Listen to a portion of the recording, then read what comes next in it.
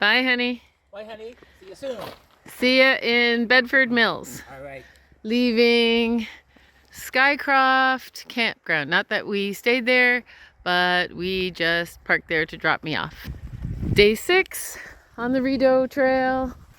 A little trouble this morning. My left knee. Oh, I injured it yesterday badly, actually.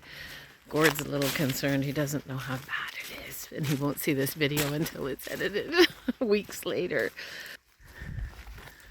Oh, this is great.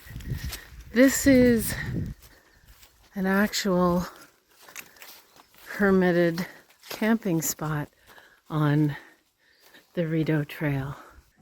I would totally camp in here, but I don't need to right now. See, emergency blanket and a logbook. That is trail shelter tradition, and I am going to make an entry. Love doing that.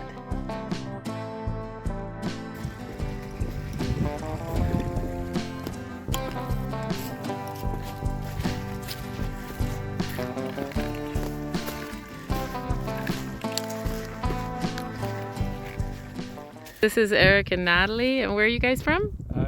Just outside of Kingston on Howe Island. Very lucky. Oh, that's great. It's always a pleasure to meet other hikers on trail. You've got my excitement up for going to Patagonia, and I wish you both happy trails. Right on. Thanks. Good You luck. too. Oh, and this is the path that a beautiful deer just went scampering, hopping, leaping into the woods when I came along. You just have to picture it at the end of my pole doing that. It was so pretty. Hello, Cataraqui Trail.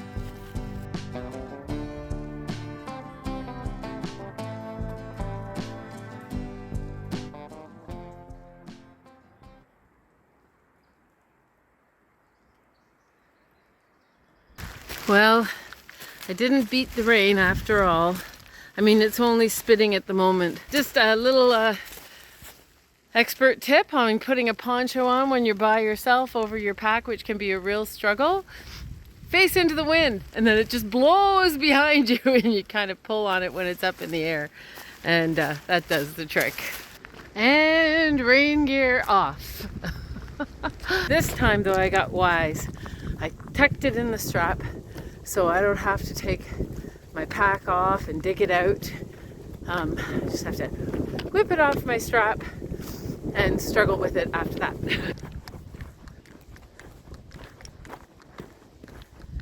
Waypoint Point de Passage. Waypoint 6C 06C. And donkeys. I haven't seen any of you guys since Ireland, since the donkey sanctuary. Yeah, did you know you have Irish relatives? And a place to go if, you know, things don't work out so well here. Wow, look at this old barn. You see that guy?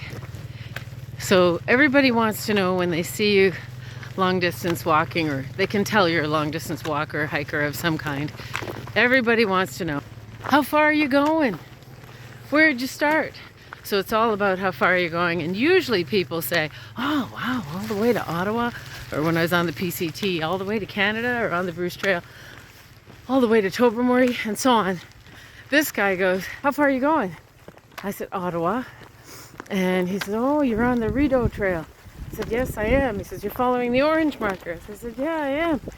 He said, yeah, I've just been out putting up some new markers and clearing a couple of trees. So I said, well, thank you very much. That's awesome. He said, when did you start in Kingston? I said, on Monday. Today's Saturday. He said, the fastest time I ever did walk into Kingston from here is 22 hours. What? I said, you walked straight there? He said, yep. I had a medical appointment, had to have some basal skin cells removed, and I thought it was an important appointment.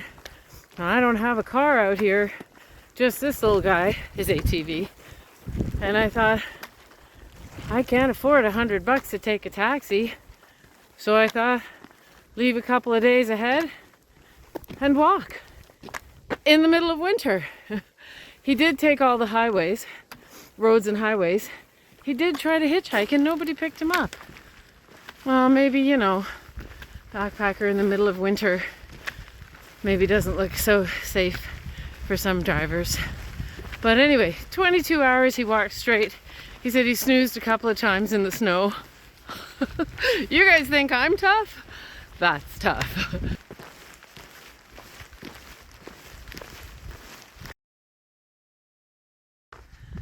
Yep, rain gear off again.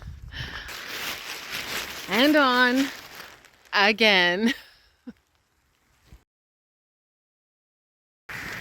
Okay, crossing the Perth Road. So, gee, I wonder why Gord didn't hike in to meet me today. Hey, you made it an amazing time today. Yeah, what time is it? 2:38. Wow. Oh, before my goal. Before your goal, Well, yes. you know what? The rain was very motivating. I'm sure. That's why I stayed in the van. Yeah, I figured as much. Rain check alert. Yes. No problem. Oh, wait. Does your chewing gum lose its flavor on the bedpost overnight? Oh, wrong key. Wrong key. Just going a wee bit further on Gord's advice because there's a part that has the road flooded that I would have to somehow start on the other side and not walk across tomorrow. So we'll just get this bit done now, about another 800 meters, he said. And I get to see the mill at Bedford Mills.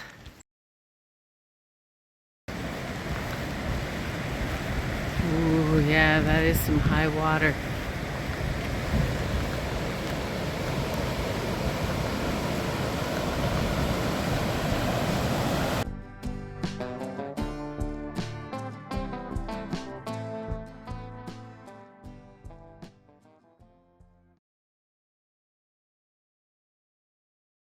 We're starting at Bedford Mills, where we left off yesterday. And look at that. The sun is shining and the temperature's on the rise. Yeah, it's been in the single digits to a max of about maybe 12 throughout this week. But today it's supposed to hit 20. So I've got a lighter shirt on. Gord's still got his vest on. Yep. You don't believe that it's going to be warm yet, do you, honey? I do.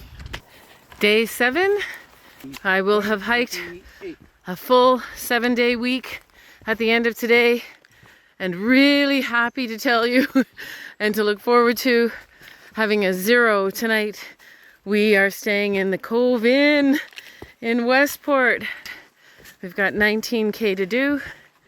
It's a little rocky here, but there's some road walking in there as well today, so that will help the kilometers go by a bit faster.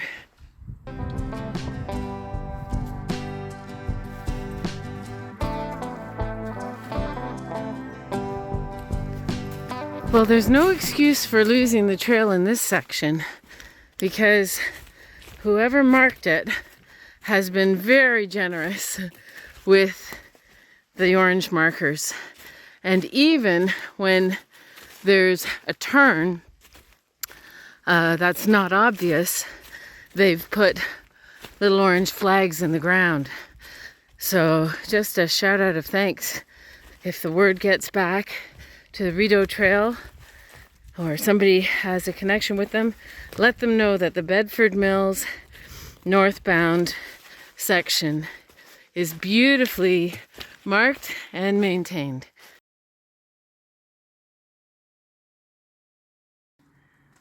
Oh yeah, I don't know if you can see them on camera, but they're all around Gord because he's hot stuff. Oh yeah, you can see them. So we learned that these are mayflies, right, Gord? Yeah. Not midges?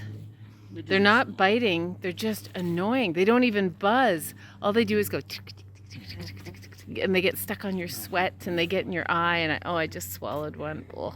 Well, I think I got him out of my throat with horking up water. Anyway, we came equipped. Bug screen, don't go hiking without it.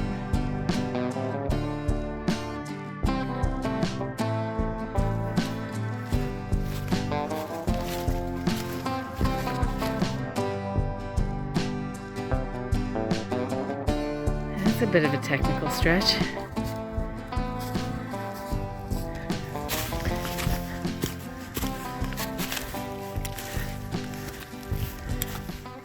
Nope, haven't lost him yet. He caught up on my water break. He's determined to go the full distance, even though he's got to go through all that technical stuff on the way back. Such grit. This guy's really standing up for himself. I was right about to step there and he raised his head and stuck out his tongue and had a good sniff. Hey, we made it to the road. Well, Gord made it to the road, and this is going to be his turnaround spot. And I will venture on.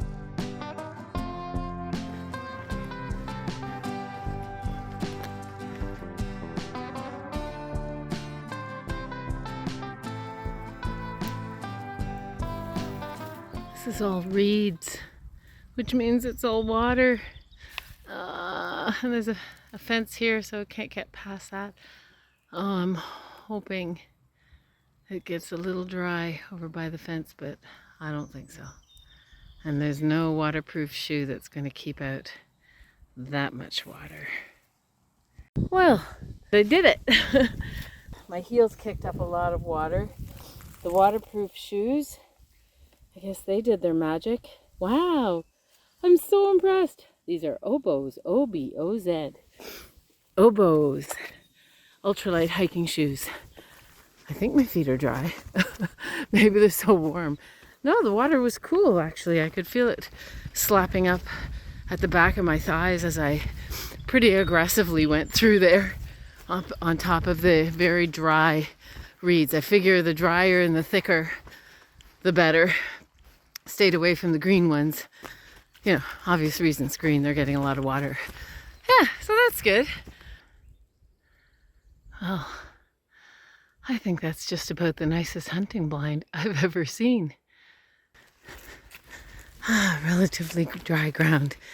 The ATVs come through here, chop it all up, and water's actually flowing down the tracks at some points.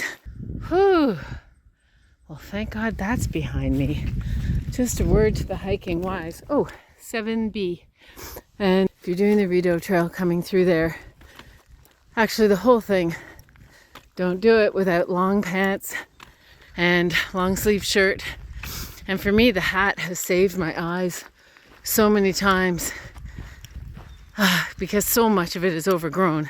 I'm really lucky coming through at spring and when things haven't filled in yet. I can't even imagine because I'm getting grabbed all through that swampy area.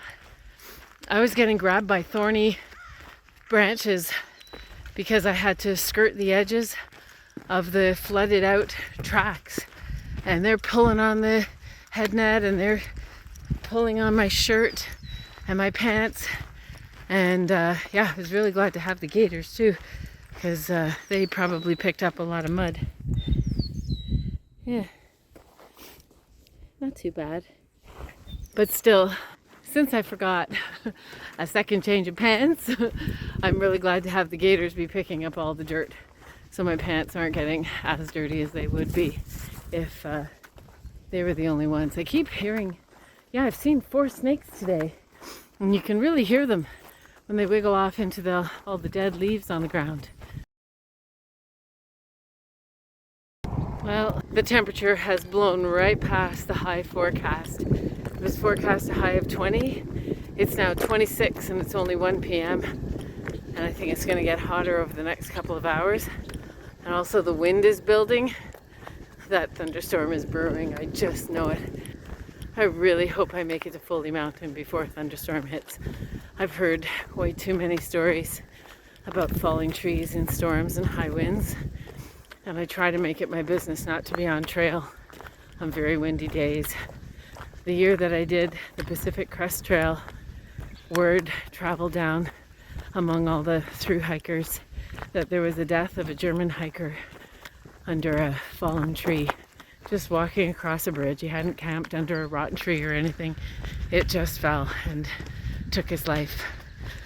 So maybe that made me more sensitive to it, because that was while I was on the Pacific Crest Trail at that time, and my hiking partner Best Western and I were only a few days ahead. We had walked across that very spot. So I do get nervous in high winds, and I think for good reason.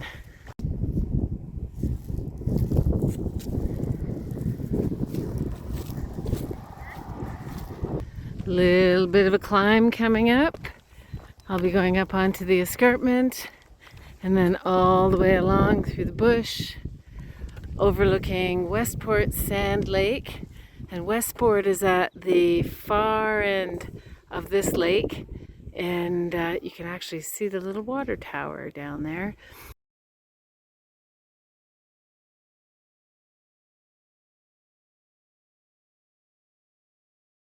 So I was just chatting with a local who was riding her bike up the hill, and she said this used to be just a single track path, and she said it was the easy footing and beautifully laid out by the trail designers. And she said just in recent years they've allowed ATVs to come out on the roads, and so they're now going anywhere on these paths and creating these double tracks and compromising delicate plant and soil environments.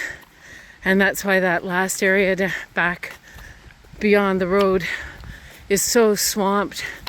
The water can't flow naturally because it's pooling in the ATV tracks. She's not happy at all. And I find it very sad indeed. This is like a walk in the park up here. Like, really. See, people are nice. They put stepping sticks. You can tell when you're getting near one of those overgrown puddles because it's got its own microclimate of mayflies, and I've had a few mosquitoes buzzing around my ears. So the bug net is on again. It's coming. I've just got 2K left to do.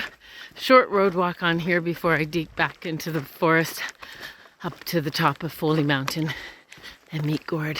And then to the Cove Inn in Westport. I hear the shower running already. Well, it's a bit of an uphill through the woods to the finish, but you know what? I'd rather do it now while I'm warmed up, even though I'm fatigued, than do a climb first thing in the morning. Oh, and I didn't beat the rain.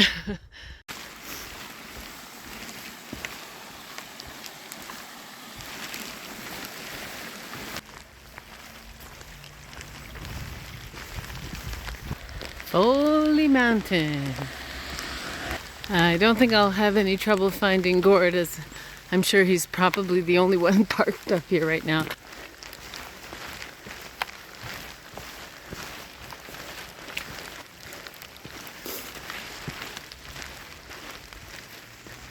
They're not quite as fast when the grass is wet.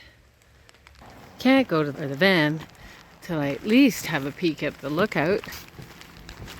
I know it's gray, it's raining, but this is my view, and I earned it today. So I'm coming to see it in all its wet, gray glory.